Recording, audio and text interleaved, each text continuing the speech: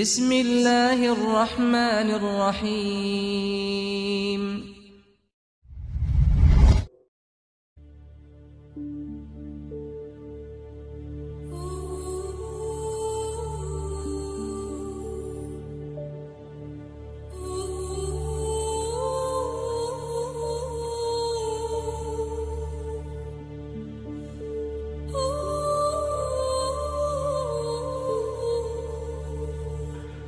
Assalamualaikum warahmatullahi wabarakatuh. Sahabat beriman, kembali lagi kita untuk mendengarkan satu kisah, yaitu kisah peringatan Rasulullah SAW kepada Umar radhiyallahu anhu yang menginginkan kelapangan hidup dan kisah tentang kehidupan Nabi SAW yang zuhud. Suatu ketika Nabi SAW bersumpah bahwa beliau akan berpisah dengan istri-istrinya selama sebulan sebagai peringatan terhadap mereka. Selama sebulan Nabi SAW tinggal seorang diri dalam sebuah kamar sederhana di atas loteng. Kabar angin mulai tersebar di kalangan para sahabat radhiyallahu anhum bahwa Nabi SAW telah menceraikan semua istrinya. Ketika Umar radhiyallahu anhu mendengar kabar tersebut, ia sedang berada di rumah.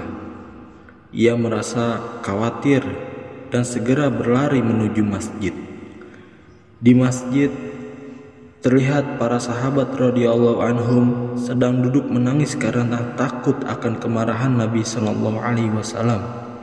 Demikian juga para wanitanya yang menangis di rumah-rumah mereka. Umar radhiyallahu anhu segera menemui Hafsah radhiyallahu anha, putrinya. Ia juga sedang menangis di kamarnya. Umar radhiyallahu anhum bertanya, "Mengapa engkau menangis? Bukankah selama ini aku telah melarangmu dari berbuat sesuatu yang dapat membuat Nabi marah?" Lalu Umar kembali ke masjid. Di sana terlihat sekelompok sahabat radhiyallahu anhum yang sedang menangis di dekat mimbar. Ia pun ikut duduk bersama mereka sejenak. Namun, kesedihan yang mendalam membuatnya tidak dapat duduk dengan tenang. Lalu ia bangun dan berjalan menuju kamar Nabi SAW. Ia menemui Rabbah radhiyallahu anhu, seorang hamba sahaya yang duduk di tangga kamar Nabi SAW. Melalui Rabbah, Umar radhiyallahu anhu meminta izin untuk menemui Nabi SAW. Rabbah radhiyallahu anhu pun menyampaikannya kepada Nabi SAW. Lalu ia kembali dan memberitahukan bahwa ia telah menyampaikan keinginan Umar radhiyallahu anhu. Tetapi beliau sama sekali tidak menjawab.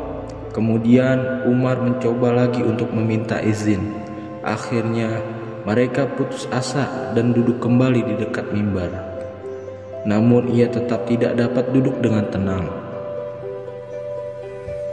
Beberapa lama kemudian Umar radhiyallahu anhu kembali mencoba meminta izin untuk menemui Nabi SAW. Dan sekarang ia diizinkan masuk. Rabbah radhiyallahu anhu berkata, "Rasulullah SAW mengizinkan engkau masuk." Umar radhiyallahu anhu memasuki kamar Nabi SAW.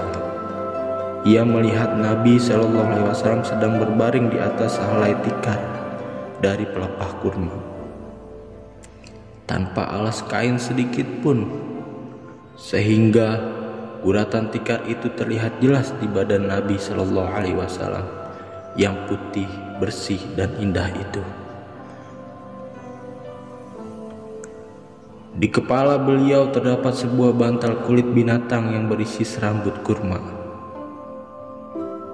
Umar radhiyallahu anhu memberi salam kepada Nabi SAW.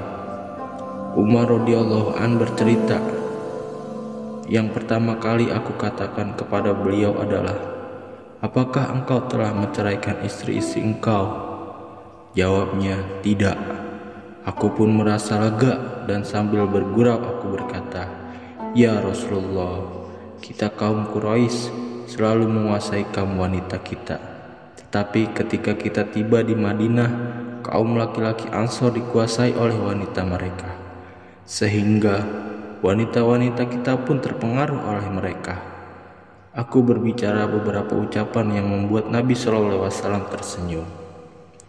Ketika aku perhatikan semua perabot di kamar Nabi SAW, aku melihat 3 helai kulit yang belum disamak dan sedikit gandum kasar di salah satu pojok kamar. Aku terus memperhatikan tempat itu, dan aku tidak menjumpai benda lain selain benda-benda tadi. Melihat hal itu, aku pun menangis. Nabi SAW bertanya, "Mengapa menangis?" Jawabku, "Bagaimana aku tidak menangis? Ya Rasulullah, aku telah menyaksikan bekas guratan tikar yang engkau tiduri di badanmu yang penuh berkah ini. Dan aku melihat keadaan kamar engkau di depan mataku ini." Aku berkata lagi, "Ya Rasulullah, berdoalah kepada Allah, semoga Allah mengaruniakan kepada umatmu bekal yang lebih luas." Orang-orang Parsi dan Romawi tidak beragama dan tidak menyembah Allah Subhanahu wa Ta'ala, tetapi raja mereka hidup mewah. Para kaisar dan israh mereka hidup di taman-taman yang di tengah-tengah mengalir anak sungai, sedangkan engkau adalah pesuruh Allah, orang yang sangat istimewa di sisi Allah, tetapi engkau hidup dalam keadaan seperti ini. Ketika aku mengucapkan kata-kata itu, Nabi SAW sedang bersandar di bantal. Begitu aku selesai berbicara, beliau langsung bangun sambil berkata, "Wahai Umar, tampaknya engkau masih ragu mengenai hal ini. Dengarlah, kesenangan di akhirat nanti jauh lebih baik daripada kesenangan di dunia ini. Orang-orang kafir itu mendapatkan kesenangan dan kemewahan hidup di dunia, sedangkan kita akan memperolehnya di akhirat kelak." Aku berkata, "Ya Rasulullah, berdoalah kepada Allah agar Allah mengampuniku. Aku telah bersalah dalam hal ini." Allahu Akbar. Allah. Beliau adalah pemimpin dunia dan agama sekaligus kekasih Allah Subhanahu wa Ta'ala. Tetapi beliau SAW tidur di atas selai tikar tanpa dilapisi apapun yang menyebabkan goresan di badannya. Juga dapat kita ketahui bagaimana perabotan di rumah Nabi SAW. Bahkan dapat kita ketahui ketika ada orang yang mengajurkannya agar beliau berdoa kepada Allah Subhanahu wa Ta'ala, beliau malah memperingatinya. Seseorang bertanya kepada Aisyah radhiyallahu anha, "Bagaimanakah keadaan bantal dan kasur Rasulullah SAW?"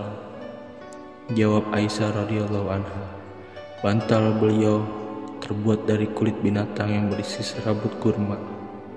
Hafsah radhiyallahu anha juga pernah ditanya oleh seseorang, "Bagaimanakah keadaan bantal dan kasur Rasulullah SAW?"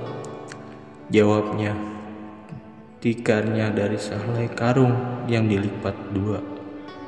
Pada suatu hari, aku pernah melipatnya menjadi 4 lipatan agar beliau merasa lebih nyaman. Aku hamparkan alas tersebut untuk berbaring beliau.